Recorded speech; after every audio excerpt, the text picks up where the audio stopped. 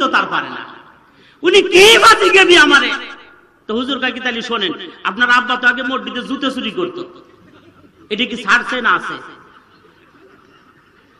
কথা কয় না, বোঝেন নাই মনে আপনি? হুজুর উকিল সাহেব বলতেছে আপনার আব্বার আগে মসজিদে জুতো চুরি করার অভ্যাস ছিল, সেই অভ্যাস কি এখনো আছে না গেছে? এক কথা উত্তর দেন। যদি তাই আছে লেগেছে, আর যদি কঞ্জনে এখনো আছে তাহলে কঞ্জ হয় এখনো আছে, এখনো চুরি হয়। আর উনি কি উত্তর দিবে? যদি কয় যে না আমার আব্বা জুতে এখন চুরি করে না, তাইলে আগে চুরি হতো। আর যদি কয় যে এখনো করে, তাহলে রান্নিং জুতো চুরি ছেলে। কথা কন না কেন? আপনি কি মনে করেন আলেমুল আমারে? আলেমুল আমারে তো ছোট নজরে দেখেন কেন?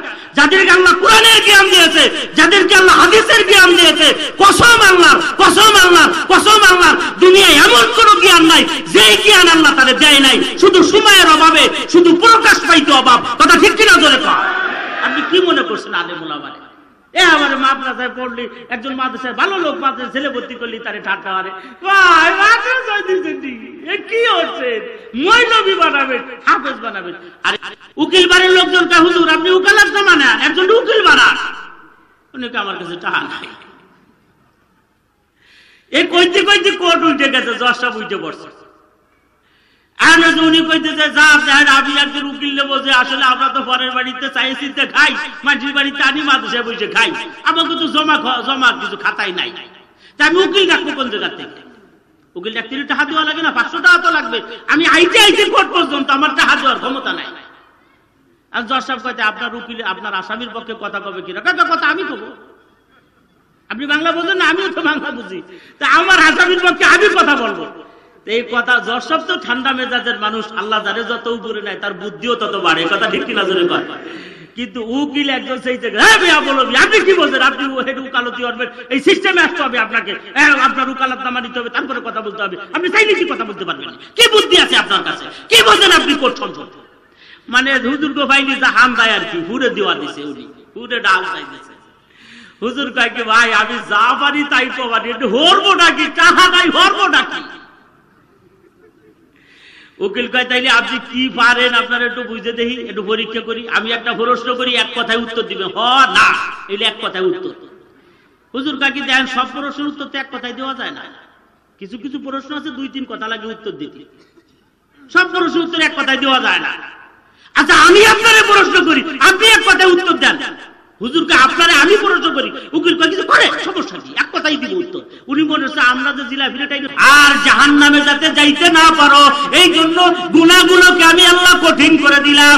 যত গুনাহ দুনিয়ায় আছে, যেই গুনার নামই আপনি বলবেন, সুদ বলেন, ঘুষ বলেন, জিনা বলেন, ব্যভিচারী বলেন, মিথ্যা বলেন, জমির আইল কাটা বলেন, মানুষ খুন করা বলেন, বেপরদা বলেন, বেহায়া বলেন, নিরুদ্যোগতা বলেন, যত গুনাহ আছে আল্লাহ কয় আমি সব গুনারে কঠিন করে দিলাম, যেন কঠিনটার দিকে আমার বন্ধু না যায়, সহজটার দিকে আমার বন্ধু দ্রুত যায়।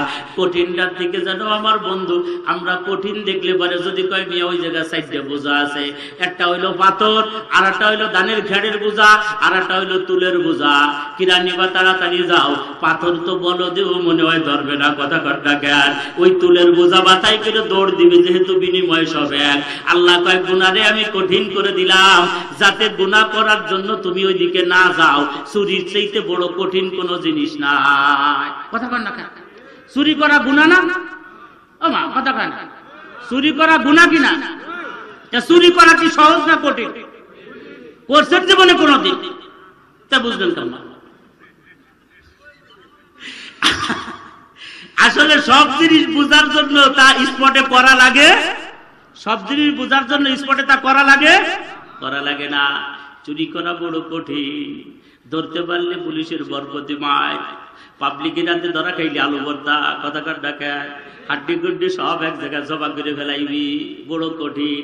রাত জাগা লাগে, অন্ধকার তালাশ করা লাগে, লোকেশন লিয়া লাগে, কাটার পোষা, আর ভয় ভীতি সাপ বিশুর ভয় ফেলাইয়া শীত কাইতে তার ঘরে ঢুকতে হয়, বড় কঠিন। আল্লাহ কায় চুরি করা কঠিন বানাই দিলাম, এটা তুমি জন্মের করা করবা লাগছো, ব্যাপারটা কি? মসজিদে যাওয়া চুরি করা চাইতে সহজ না কঠিন? হ্যাঁ, আল্লাহু আকবার। মসজিদে গেলে দাবড়ায়, কেউ পুলিশে দাবড়ায়, মানসি দাবড়ায়, সভাপতি দাবড়ায়, সেক্রেটারি দাবড়ায়, ক্যাশিয়ার দাবড়ায়, তুমি সেই মসজিদে যাও না, অথচ চুরি করার জন্য দৌড়াও। কথা ঠিক কিনা ধরে কর? আল্লাহু আকবার, আল্লাহু আকবার। এরপরে চুরি বাদ দিলেন, আসেন জেনা। জেনা করা কি সহজ কোনো কাম নেই? কি কন? জেনা করা অনেক কঠিন কাম, চাইলেই কিন্তু জেনা করা যায় না। ওর জন্য ফিল্ড পজিশন তৈরি করা লাগে, টাকা পয়সা ব্যয় করা লাগে, সময় সুযোগ লাগে, শারীরিক ক্ষমতাও লাগে, আরো অনেক কিছু লাগে। কথা বলেন না কেন? চাইলেই জেনা করা যায় না। আল্লাহকে এটাও আমি কঠিন করে দিলাম। সুদ খাওয়া কঠিন বলে সুদ সবাই খাইতে পারে না। যাদের রহম দিন, যাদের দিল নরম, মন নরম, ওই রকম মানুষ কোনোদিন সুদের ব্যবসা করতে পারে না। সুদের ব্যবসা তারাই করে যাদের বুয়ের উপরে কাশিমের চামড়া লাগা।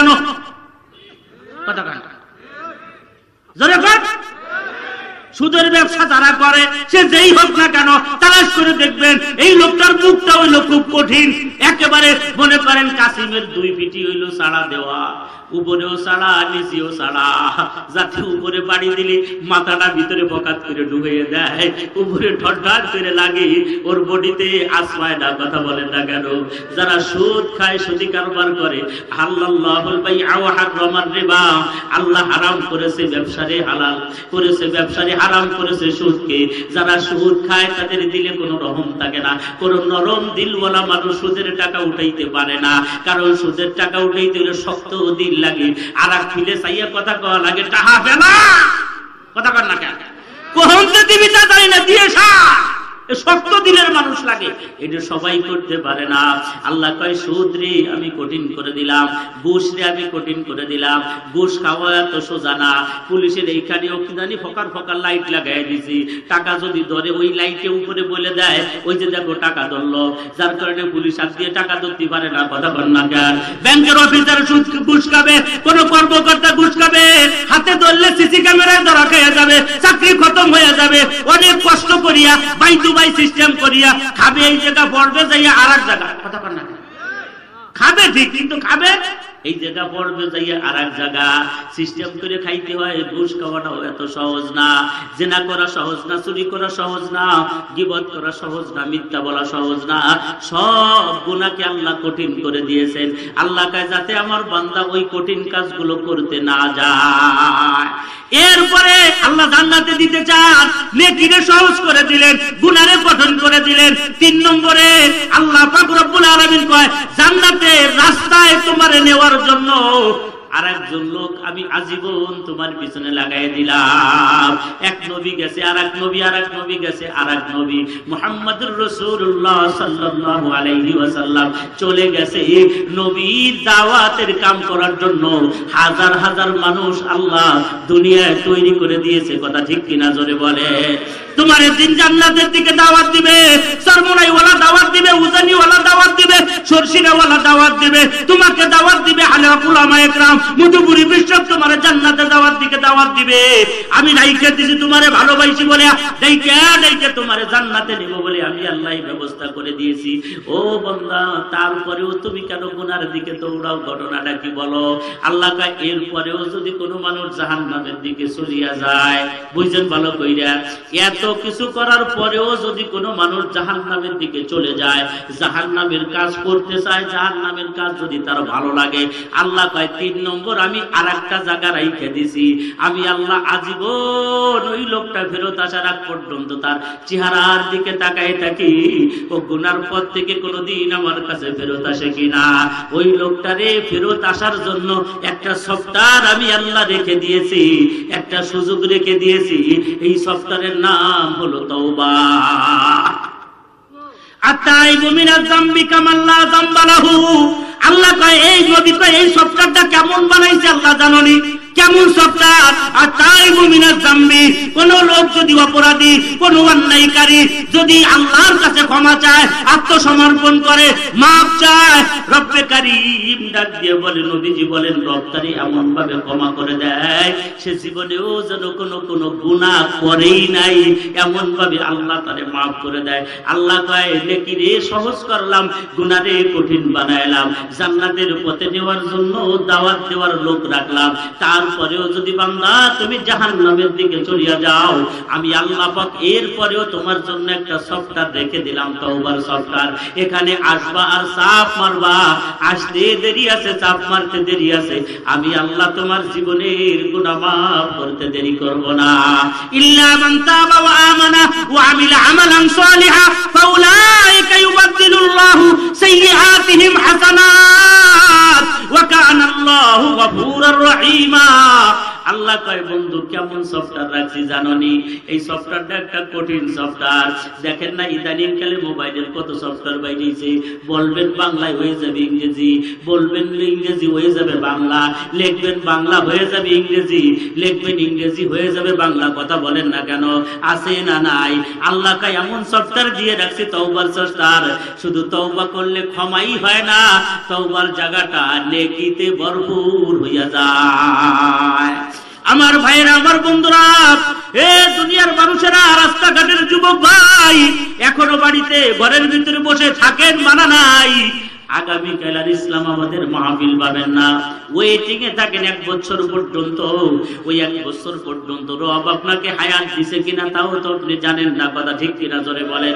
এই যে গত পরশুদিন রাত্রে বাড়িধারা মাদ্রাসার ছাত্র ঘুমাই রইছে রাত্রের বেলা, সকালবেলা আর ঘুমিতে উঠতে পারে নাই, জামাতে মিশকাত শরীফে পড়ে, আর ঘুমিতে উঠতে পারে নাই।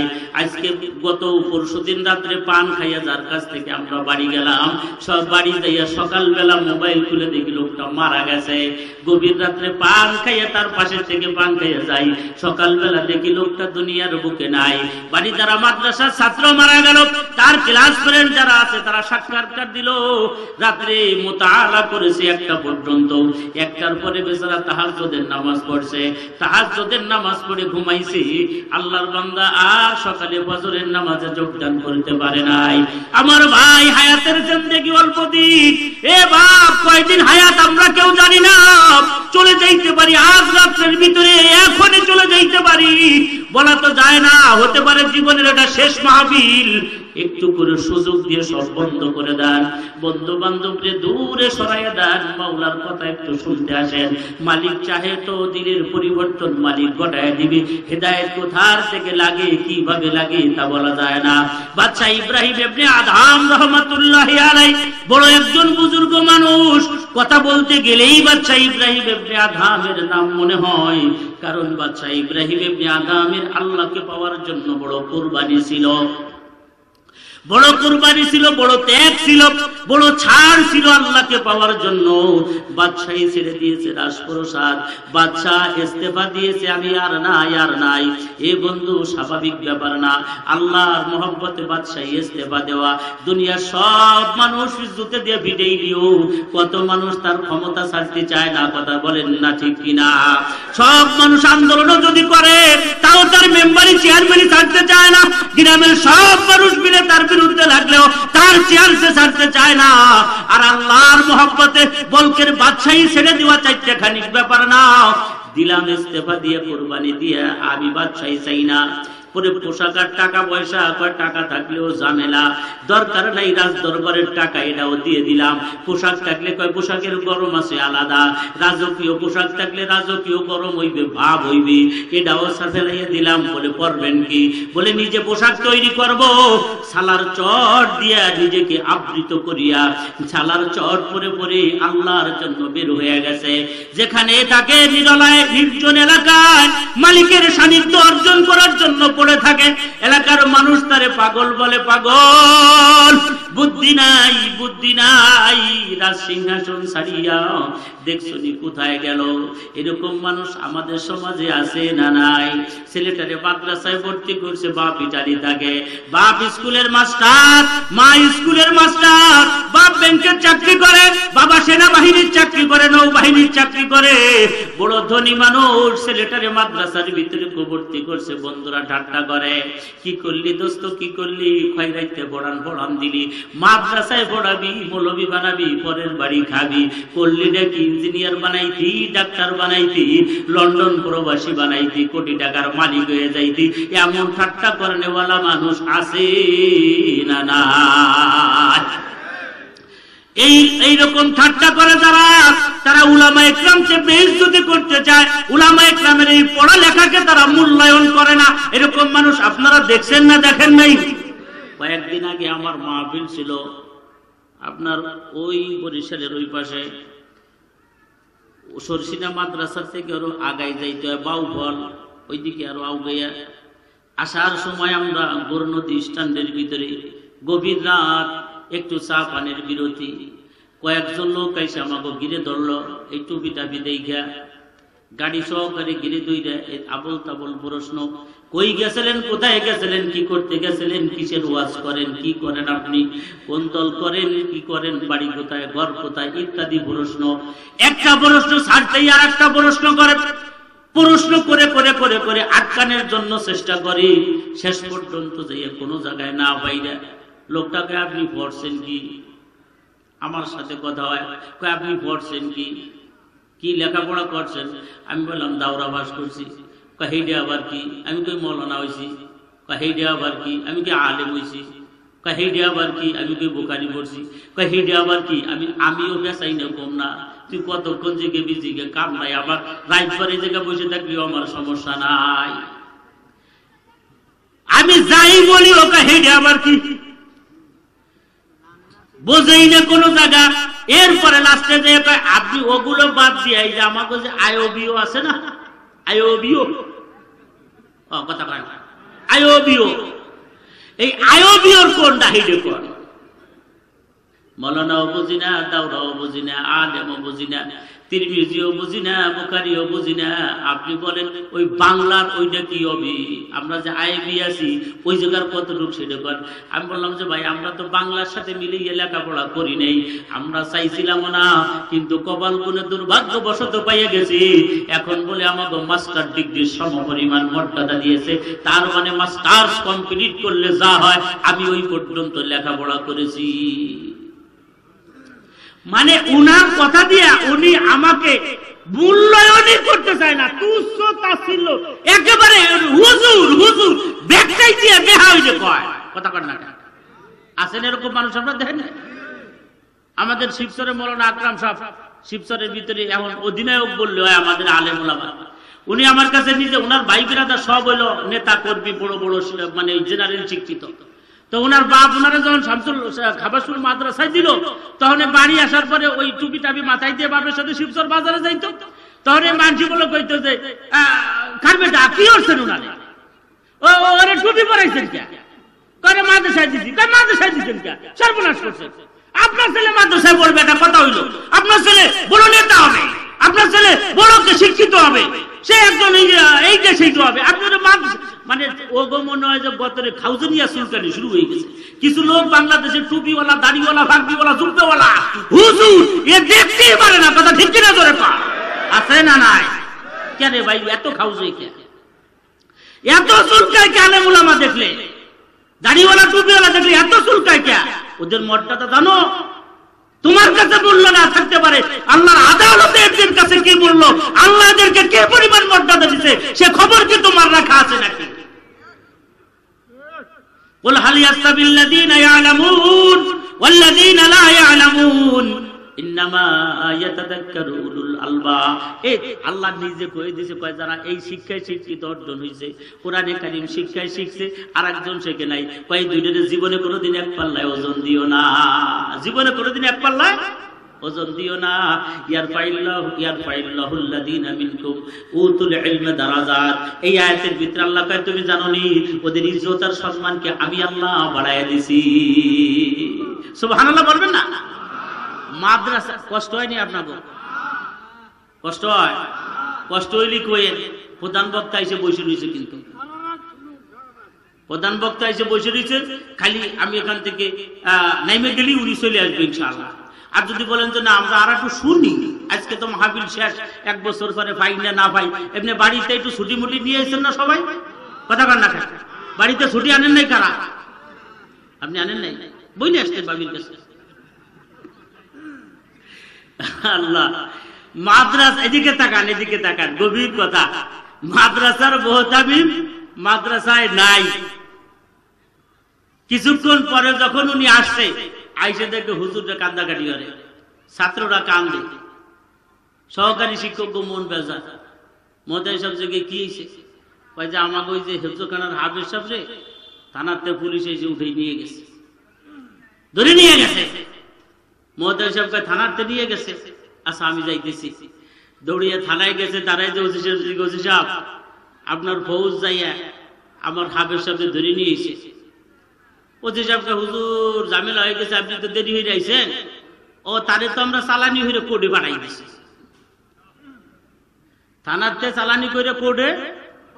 এখন মহোদয় সাহেব কয় তাহলে এখানে বসে আর আপনাকে তেলাই লাভটাকে, আসামি যদি কোর্টেই যায় তাহলে আপনাকে সাথে কথা বলা তো এখন কথা কর না কেন, কোনো দরকার আছে না? কোর্টে চলে গেছে, এখন কোর্ট বুঝবে এটা, আপনাকে তো আর এখানে কিছু করার নাই। আর থানায় তো যে কোনো সময় যাওয়া যায়, দিন রাত 24 ঘন্টা। কোর্টেও তো আর আপনার যে কোনো সময় আপনি যাইতে পারবেন না। কোর্টে তারিখ পড়বে, ওই তারিখে আসামি হাজির করবে, ওই দিন উকিল ডাকবেন, তারপরে কথা বলবেন, একটা সিস্টেম আছে, সময় আছে। মহোদয় সাহেব বসে রয়েছে, যেদিন তারিখ পড়ছে ওই দিন উনি গেছে। কিন্তু এখন উনি যাইয়া কোর্টের নিয়ম হলো একজন উকিল ডাকতে হয়, ওকালাতনামা নিতে হয়। মানে আমি আপনারে আমার আসামির পক্ষে উকিল বানাইলাম, কি বলেন তাই না? আপনি আমার আসামির পক্ষে কথা বলবেন, আপনার এমুকের সই স্বাক্ষর করা লাগে, ওকালতনামা নেওয়া লাগে। উনি যে কোনো ওকালতনামা নেয় নাই, চুপচাপ মহোদয় সাহেব বসে রয়েছে গোতামাইরে কোর্টের ভিতরে। উকিল বাড়ির লোকজন কা হুজুর আপনি ওকালতনামা নেন, একজন উকিল বানান। উনিকে আমার কাছে টাকা নাই। এই কইতে কইতে কোর্ট উঠে গেছে, জজ সাহেব উঠে পড়ছে। উনি কইতেছে আমি একজন উকিল নেবো, যে আসলে আমরা তো পরের বাড়িতে চাইছি খাই, মাটির বাড়িতে আনি মাদ্রাসায় বসে খাই, আমাকে তো জমা কিছু খাতাই নাই, আমি উকিল ডাকবো কোন জায়গা থেকে? উকিল ডাকতে টাকা দেওয়া লাগে না? 500 টাকা তো লাগবে। আমি আইতে কোর্ট পর্যন্ত, আমার টাকা দেওয়ার ক্ষমতা নাই। আর জজ সাহেব কইতে আপনার উকিল আপনার আসামির পক্ষে কথা কবে কিনা? কথা আমি কব। আপনি বাংলা বোঝেন না? আমিও তো বাংলা বুঝি, তা আমার আসামির পক্ষে আমি কথা বলবো। এই কথা জজ সাহেব তো ঠান্ডা মেজাজের মানুষ, আল্লাহ জানে যত উপরে নাই তার বুদ্ধিও তত বাড়ে, কথা ঠিক কিনা জোরে কয়। কিন্তু উকিল একজন সেই আপনি কি বলছেন, আপনি উকালতি করবেন, এই সিস্টেমে আসতে হবে আপনাকে, আপনার উকালতনামা নিতে হবে, তারপরে কথা বলতে হবে। আপনি চাইলে কি কথা বলতে পারবেন? কি বুদ্ধি আছে আপনার কাছে? কি বলছেন আপনি? কোর্ট সংসদ মানে হুজুর গো ভাইনি যা হাম দেয় আর কি, হুড়ে দেওয়া দিছে, উনি হুড়ে ডাল চাই দিছে। হুজুর কয় কি ভাই আমি যা পারি তাই তো পারি, একটু হরবো ডাকি, টাকা নাই হরবো ডাকি। উকিল কয় তাইলে আপনি কি পারেন আপনার একটু বুঝে দেখি, একটু পরীক্ষা করি। আমি একটা প্রশ্ন করি, এক কথায় উত্তর দিবেন, হ না, এলে এক কথায় উত্তর। হুজুর কয় কি দেখেন সব প্রশ্নের উত্তর তো এক কথায় দেওয়া যায় না, কিছু কিছু প্রশ্ন আছে 2-3 কথা লাগে উত্তর দিতে, সব প্রশ্নের উত্তর এক কথায় দেওয়া যায় না। আচ্ছা আমি আপনারে প্রশ্ন করি, আপনি এক কথায় উত্তর দেন। হুজুরকে আপনারে আমি প্রশ্ন করি, উকিল কয় কিছু করে, সমস্যা কি, এক কথাই দিব উত্তর। উনি মনে হচ্ছে আমরা যে জিলা ফিরেটাই তো তার পারে না, উনি কি বাতি গেবি আমারে। তো হুজুর কয় কি তাহলে শোনেন, আপনার আব্বা তো আগে মসজিদে জুতো চুরি করতো, এটা কি ছাড়ছে না আছে? কথা কয় না, বোঝেন নাই মনে আপনি? হুজুর উকিল সাহেব বলতেছে আপনার আব্বার আগে মসজিদে জুতো চুরি করার অভ্যাস ছিল, সেই অভ্যাস কি এখনো আছে না গেছে? এক কথা উত্তর দেন। যদি যাই তাই কঞ্জন আসলে গেছে, আর যদি কঞ্জন এখনো আছে তাহলে কঞ্জন হয় এখনো আছে, এখনো চুরি হলে। আর উনি কি উত্তর দিবে? যদি কয় যে না আমার আব্বা জুতে এখন চুরি করে না, তাইলে আগে চুরি হতো। আর যদি কয় যে এখনো করে, তাহলে রান্নিং জুতে চলে ছেলে। কথা কন না কেন? আপনি কি মনে করেন আলেমুলামারে? আলেমুলামারা তো ছোট নজরে দেখেন কেন? যাদেরকে আল্লাহ কোরআনের জ্ঞান দিয়েছে, যাদেরকে আল্লাহ হাদিসের জ্ঞান দিয়েছে, কসম আল্লাহ, কসম আল্লাহ, কসম আল্লাহ, দুনিয়ায় এমন কোন জ্ঞান নাই যেই জ্ঞান আল্লাহ তাদের দেয় নাই, শুধু সময়ের অভাবে, শুধু প্রকাশ পাইতে অভাব। কথা ঠিক কিনা জোরে কয়? আপনি কি মনে করছেন আলেমুলামারে? আমার মাদ্রাসায় পড়লি, একজন মাদ্রাসায় ভালো লোক মাদ্রাসায় ছেলে ভর্তি করলি, তারে ঠাট্টা মারে, কি হচ্ছে মৌলবী বানাবেন, হাফেজ বানাবেন। আরে হাফেজ তাকরিমের পায়ের ধুলার সমান একটা সন্তান বাংলাদেশে ওই শিক্ষায় শিক্ষিত হইয়া রান করতে পারে না। কথা ঠিক কিনা ধরে পায়? ওর পায়ের ধুলার সমান যাইতে পারে না, পায়ের ধুলার সমান না। আল্লাহু আকবার। তার তুমি তার এত ছোট নজরে দেখো, এত তুচ্ছ তাচ্ছিল্যের নজরে দেখো। কথাটা যদিও হুজুর বলছে, কিন্তু কথাটা একটু রাগ ইউজ হয়ে যায় না? কথা কর না কেন? কথাটা একটু কেমন কেমন জানি হয়ে গেছে না? কোর্টের এরকম একটা বিষয়, কঠিন বিষয়। সমস্ত উকিল যারা ছিল তারা রাগ, চোখ রাঙাইতেছে, হুজুর আপনি এত বড় কথা বললেন, এত বড় সাহস আপনার, এমন কথা আপনি কেমন করে বললেন? ওরে উকিল সাহেব যাকে বলছে সে চোখের পানি ছেড়ে দিয়ে কাঁদতেছে, হাউ মাউ করে কান্দা শুরু করে দিয়েছে। জজ সাহেব সান্ত্বনা দেওয়ার জন্য বলে, উকিল সাহেব আপনি বসেন, কাঁদেন না, কোর্টে এই ধরনের একটা অন্যায়মূলক কথা ওঠানোর কারণে হুজুরের নামে মামলা দিয়া কয় সিল্লা লাগানো যায়, ওটার ব্যবস্থা আমি করে দিতেছি। কথা কর না কেন? বোঝেন নাই কথাটা? কোনো ব্যাপার না, অপরাধ করবে, বিবাহ ছাড়া সন্তান জন্ম দিবে, বিবাহ ছাড়া বাচ্চা জন্ম দিবে, নো টেনশন, কোনো চিন্তা নাই, আসি আমরা। কথা ঠিক কিনা ধরে কর। আর একজন হুজুর মৌলবী দর্শিতরে চাইতে আটটি কুজন দিলে আটটিও পারবি না। কি সবাই ও ঠিক আছে, কষ্ট হয়নি আপনার? সাইডে দেওয়ার কথা বলছে, হুজুর চলে আসবে। আল্লাহ হুজুরের তো অনেক বড় নিয়ামত নাসির সাহেব হুজুর আল্লাহ দিছে। যেই কথা হুজুর বলে মানুষ যে কিভাবে শোনে, আমি এমন কোন মানুষ পাইলাম না যেই মানুষটা ওনার ওয়াজ শোনে না। জন্মের ভক্ত মানুষ, একের পুরো শরীরে আল্লাহ তাআলা নিয়ামত দান করে দিয়েছে, জবানে, বডিতে, সব জায়গায়।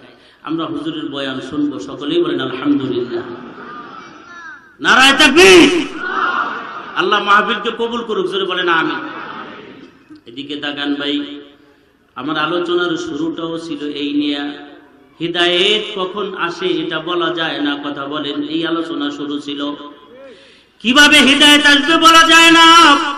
জজ সাহেব বলি, উকিল সাহেব দাঁড়ান, আমি আপনারে ব্যবস্থা করছি। উকিল সাহেব কয় না না, এই হুজুরকে আপনি কিছুই বলতে পারবেন না, একটা কথাও বলবেন না। বলে কেন? বলে আমি কাঁদতেছি অন্য কারণে, আপনি বুঝবেন না।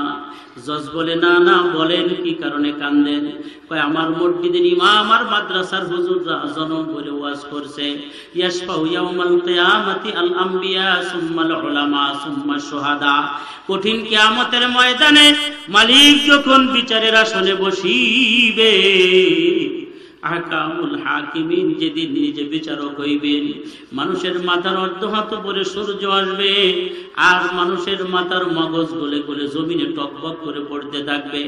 মানুষ যেদিন নিজের পাউটা পর্যন্ত নাড়াইতে পারবে না, ওই দিন আল্লাহর সামনে কথা বলার জন্য কারো ক্ষমতা থাকবে না।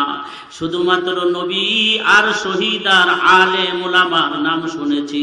এই ওলামা একরাম, টুপিওয়ালা, দাড়িওয়ালারা নাকি আল্লাহর আদালতে দাঁড়াইয়া মানুষকে, গুনাহগার মানুষকে আল্লাহর সামনে বিভিন্ন সুরতে পেশ করিয়া, ওয়াজুহাত দেখাইয়া, কারো দস্তরখানে আলেমের খানার কথা নামের সাথে, কারো দান সদকা বিভিন্ন ভাবে, কারো বাপ মার সেবা যত্ন খেদমত বিভিন্ন সুরত দেখাইয়া, ওকালতি করিয়া এই আলেম উলামা মানুষকে জান্নাতের দিকে নিয়ে যাবে। মসজিদে বয়ান শুনতাম আর মনে মনে চিন্তা করতাম, হুজুররা কি পড়লো, এতটুকু পড়ায় কেমনে কিয়ামতের ময়দানে আল্লাহর আদালতে ওকালতি করবি, বুঝে আসে না।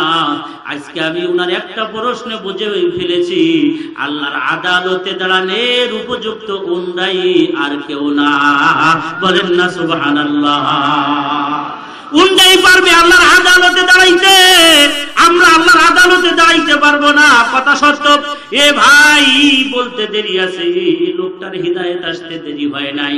হিদায়েত বড় দামি জিনিস। মাদ্রাসাওয়ালা, টুপিওয়ালা, দাড়িওয়ালা, এদের সাথে শত্রুতা লাগাইয়েন না, দুশমনি লাগাইয়েন না। আল্লাহ বলেন, আমি তোমার জান্নাতের কাম সহজ করলাম, জাহান্নামের কাম কঠিন করলাম। এরপরে আবার তোমার জন্য জান্নাতে যাওয়ার জন্য রাহবার বানাইলাম, নবী পাঠাইলাম, ওলি পাঠাইলাম, গাউস কুতুব পীর মাশায়েখ বুজুর্গানে দিন পাঠাইলাম। এরপরে আবারও যদি তুমি চলে যাও, আমি আল্লাহ তোমারই আর একটা তওবার সফটওয়্যার দিয়ে দিলাম, বান্দা যখনই ফেরত আসবা, ফেরত আসতে দেরি আছে, আমি আল্লাহ তোমারে ক্ষমা করতে দেরি করব না। হে ভাই, হে যুবক, হে পর্দার মহিলা মা, যত অন্যায় অতীতে হয়েছে, নামাজ পড়ি নাই, রোজা করি নাই, হজ করি নাই, যাকাত দেই নাই, পর্দা করি নাই, কুরআন তেলাওয়াত করি নাই, যত অন্যায় করেছি, বাবা মার সাথে বিয়াদবি করেছি, গাদ্দারি করেছি, মারে খাইতে দেই নাই, বাবারে খাইতে দেই নাই, বাপ মার চাইতে শ্বশুর শাশুড়ির ভক্তি শ্রদ্ধা বেশি করে ফেলাইছি, বাপ মার দিলে আঘাত দিয়া বাপ মারে ফেলাই দিছি, শ্বশুর শাশুড়ি নিয়ে সংসার করতেছি, স্ত্রীর কথা মতো বাপ মারে আলাদা করে দিছি, বড় ভাইয়ের সাথে খারাপ ব্যবহার করেছি, যত অন্যায় আমরা করেছি বন্ধু, আসো আসো রবের দরবারে একবার শুধু সরি বলিয়া যাও, একবার ক্ষমা চাইতে আস্তাগফিরুল্লাহ বলতে দেরি আছে, রব তোমাদের জীবনের সব গুনাহ মাফ করে দিতে দেরি করবে না। আরে শুধুই কি মাফ করে দিবে তাই না, রব শুধু মাফ করে তা না, রব যারে মাফ করে, আল্লাহ যারে মাফ করিয়া দেয়, আল্লাহ তার গুনার জায়গাগুলো নেকি দিয়া ভরিয়া দেয়। আরে আল্লাহ যারে মাফ করে শুধু তারে গুনার জায়গা নেকি দেয় না, আল্লাহ তারে আপন বানাইয়া রহমতের কোলে তুলিয়া নেয়। আমার ভাইরা, আমার বন্ধুরা, হাতে ধরি পায়ে পড়ি ভাই, আর নয় আর নয়, পাপের কাজ আর করিও না, নামাজ আর ছাড়িও না, রোজা ছাড়িও না, হজ যাকাত ছাড়িও না, বড় ভাইয়ের সাথে খারাপ ব্যবহার করিও না, মা দুঃখিনীর আর বাঙ্গা করে ফেলাই দিও না, খবরদার। মাহফিলের দাওয়াত দেওয়ার জন্য লোক বাড়ির উপরে গিয়েছে, যাই বলে হুজুর আমাদের মাহফিলের ডেট দেন, ডেট হলো, তারা কথাবার্তা বললো, মুরব্বী কয় হুজুর আমাদের ওই ডায়েরির ওখানে লিখে রাখেন কি বয়ান করবেন আমাদের ওইখানে, বলেন না কি বয়ান করব, কয় হুজুর বয়ান করবেন এতটুকু, ছেলে থাকে পাকা ঘরে, মা থাকে ভাঙ্গা ঘরে, ছেলে থাকে বিল্ডিং এ, মা থাকে ভাঙ্গা ঘরে, বাবা থাকে ভাঙ্গা ঘরে, ছেলে থাকে এসিতে, মা থাকে গরমে, ছেলে থাকে দামি কম্বলে, মা থাকে নাড়ার খেড়ের ভিতরে, আর ওয়াজের দরকার নাই, এতটুকু করলেই হয়ে যায়। আমি বলি এমন মানুষ দুনিয়ায় আছে, বলে যায় দেখেন, খোঁজ নিয়ে দেখুন অভাব নাই, আসলেও মাঠে ময়দানে দেখি অভাব নাই, ছেলে বিদেশ গেল, টাকার মালিক হলো, বাড়িতে 2 তলা বিল্ডিং করলো, 3 তলা বিল্ডিং করলো, এক একটা তলার ভিতরে 5টা 6টা করে রুম হইল, আফসোস লাগে এই রুমগুলোর ভিতরে মার জায়গা নাই, বাবার জায়গা নাই, মারে নামাই দিয়েছে, বাবারে নামাই দিয়েছে, পাশে পুরাতন একটা ঘর ঠিক করিয়া কোনো মতে সাপড়া দিয়া 2 তলা 4 তলা বানাইয়া ওর ভিতরে বাবা থাকে, মা থাকে, ছেলে রুমের ভিতরে থাকে, আমি নিজে দেখেছি বন্ধু, মিথ্যা বলবো না, এসির ভিতরে সন্তান থাকে, এসির ভিতরে তার ছেলেরা এসিরে, বউ এসিতে, মা বাবু স্ত্রীর সাথে থাকে, সেই জায়গার ফ্যানও নষ্ট, আহারে কষ্ট কষ্ট আর কষ্ট, কেমনে পারলা রে ভাই, এই মারে তুমি কেমনে এই বিল্ডিং এর থেকে বের করে দিলা, কয় বিবিতি বলছে মা কাশে, মা পান খায়, মা পানের পিক ফেলায়, বাবা পেশাব পায়খানা করে, বিল্ডিং নষ্ট হয়ে যাবে তাই আলাদা ঘর করে দিছি। না না না, এমনটি করিও না ভাই, তোমার মা তোমারে কোনোদিন ফেলায় দেয় নাই, তোমার বাবা কোনোদিন তোমারে ফেলায় দেয় নাই, মার কোলের ভিতরে পায়খানা করেছো, খাওয়া অবস্থায় বাবার বুকের ভিতরে পায়খানা করেছো, গাড়ি পিঠে পায়খানা পেশাব করেছো, লাঠি দিয়ে ফেলাইয়া দেয় নাই, পায়খানা পেশাব পরিষ্কার করিয়া তোমারে কোলের ভিতরে জড়াই ধরে ওইখানেই তোমার গায়ে চুমো দিয়ে তোমারে কষ্ট বুঝতে দেয় নাই, সেই মারে তুমি কেমনে দূরে ঠেলে দিলা, সেই বাবারে কেমনে তুমি ঠেলে দিলা, সেই বাবার খোঁজ নাও না, সেই বাবা চিকিৎসার অভাবে মরে, সেই মা চিকিৎসার অভাবে মরে, বউ আশা করিলে পরে তুমি মুহূর্তে টাকা ব্যয় করতে রাজি, মার প্রেসক্রিপশন ঘুরতে ঘুরতে জান যায়, বড় ভাইয়ের কাছে ধাক্কা খায়, ছোট ভাইয়ের কাছে ধাক্কা খায়, আহারে ধাক্কাইতে ধাক্কাইতে মার ধরি চাইতে নসইত থাকে না। হাতে ধরি পায়ে পড়ি ভাই, যাদের মা দুঃখিনী ঘরে পড়া অসুস্থ, বাবা অসুস্থ, তাদেরকে কষ্ট দিও না, দুঃখ দিও না। এই হাট বাজারে বাবা ঘুরিয়া বেড়ায়, তারে পকেট খরচ দাও, টাকা দাও, চা পানের টাকা দাও, ওষুধ পাত্রে লাগলে দাও, মালিক তোমার কপাল খুলিয়া দিবি।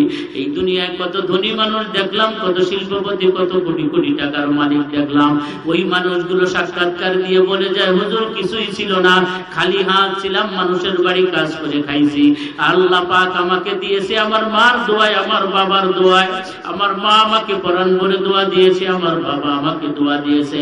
এই মার দোয়ায় মানুষ ধনী হয়, এই মার দোয়ায় মানুষ জান্নাতে যায়, এই বাবার দোয়ায় মানুষ দুনিয়া আখিরাতের সফলতা পায়।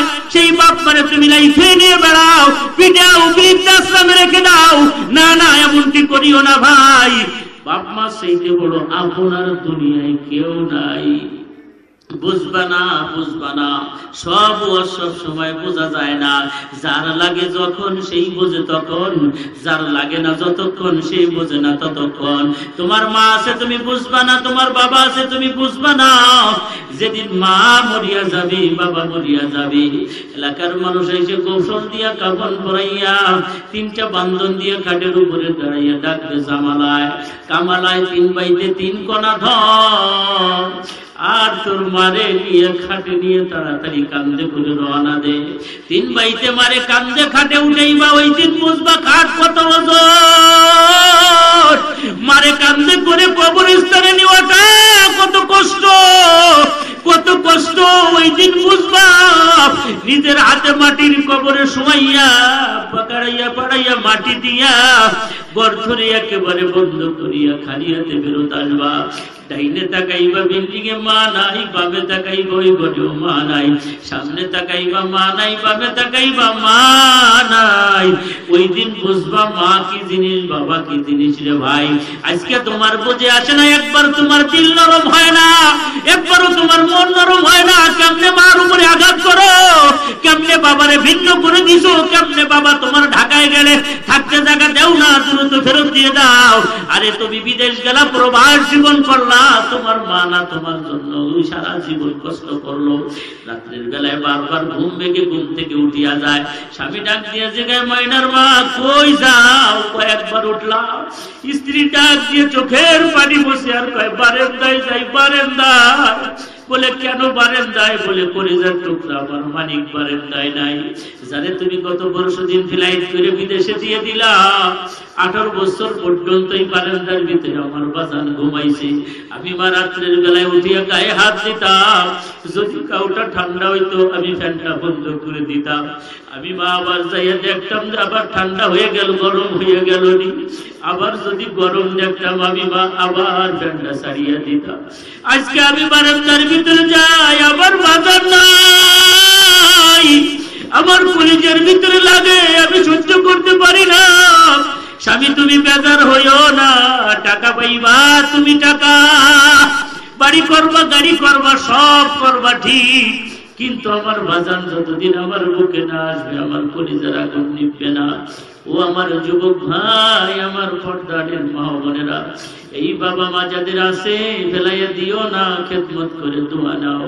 আর যাদের বাপ মা দুনিয়া ছেড়ে চলে গেছে, দুনিয়ার বুকে নাই, ওই বাপ মার কবরের পাশে একটু দাঁড়াও, মাও করে বাপ মার কবরের পাশে একটু কান্নাকাটি করো। 2 ফোঁটা চোখের পানি শুক্রবারে জমা দাও। তোমার 2 ফোঁটা চোখের পানি আসমান জমিনের সবকিছু চাইতে বড় দামি। কবরে আযাব বন্ধ করার জন্য চাইতে বড় কিছু নাই।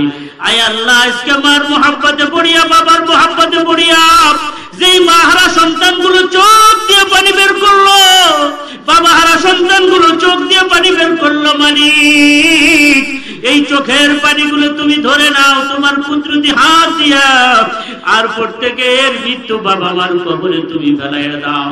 বাবার চোখের পানি নিয়ে সন্তানের কবরে দাও, মার চোখের পানি নিয়ে সন্তানের কবরে দাও, সন্তানের চোখের পানি নিয়ে বাপ মার কবরে দাও। আল্লাহ তুমি প্রত্যেকের বাপ মার কবরে আযাব মাফ করিয়া দাও। মালিক তুমি স্বপ্নে দেখায় দাও বাবা কবরে ভালো, মা কবরে ভালো। আয় আল্লাহ, বাপ মার রূহের মাগফিরাতের জন্য যেই সন্তানরা চেষ্টা করে আল্লাহ তুমি তাদের চেষ্টা কবুল করে নাও। আমার ভাই, আমার বন্ধুরা, ইসলামাবাদের মানুষেরা রে, জান্নাতে যাওয়ার জন্য, কবরে আযাব বন্ধ করার জন্য, জাহান্নাম থেকে বাঁচার জন্য এত সুন্দর একটা মাদ্রাসার বিকল্প আর কি হতে পারে? এখানে তো ইবাদতের খনি রয়েছে, জান্নাত থেকে ক্ষমা পাওয়ার খনি রয়েছে, জান্নাতের টিকিট হাজার হাজার এখানে বুকিং দেওয়া আছে। এই মাদ্রাসায় কত এতিম যাদের মা নাই, বাবা নাই, 2 শতাধিক ছাত্র শুধুমাত্র বোর্ডিং এ ফিরি খায়, বিল্লা বোর্ডিং এ তিমখানায়। এত উলামা ইকরাম সারাদিন কোরআন পড়ে, আর রাত্রের বেলায় তাহাজ্জুদ পড়ে চোখের পানি ফেলায় কান্দে। তোমাদের মধ্যে যাদের মা নাই, যাদের বাবা নাই, ওই আব্বা মা রূহের মাগফিরাতের জন্য, আত্মার শান্তির জন্য, মাদ্রাসার জন্য, মাদ্রাসার লিল্লা বোর্ডিং এর জন্য, মাদ্রাসা পরিচালনা করার জন্য একটু কালেকশনের হাত বাড়াইব। আল্লাহ যাদেরকে তৌফিক দিয়েছে একটু দিবেন, নগদ দিলে হাইটে এসে দিয়ে যাবেন। আর বাকি যদি লেখার নিয়ত করেন হাত উঁচু করে নাম লেখাইবেন।